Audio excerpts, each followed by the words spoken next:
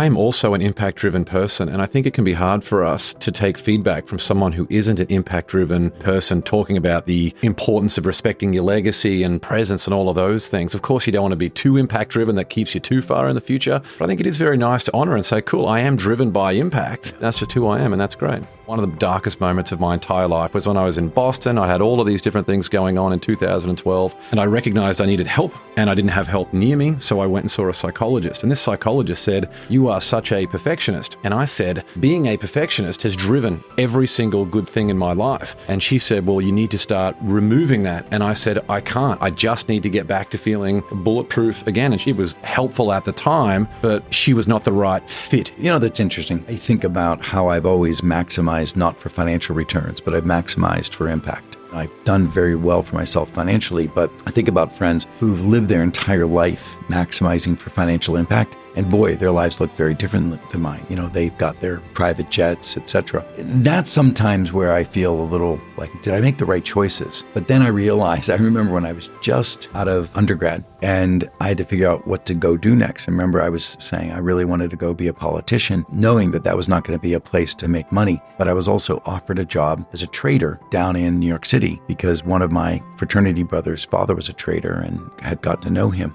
And I went down and I experienced that life for a few days. Clearly, the chauffeur-driven cars were attractive and all those kind of things. But I was like, God, I just didn't have any resonance in my gut, my soul, versus put me on a stage in front of a group of people talking about how their lives can be better. It just lifted me. I don't think I had a choice. You know, I could bemoan whether or not I could have chosen certain paths that would have made me significantly richer. But in reality, I don't think I had a choice. I don't think I could have done it if I wanted to.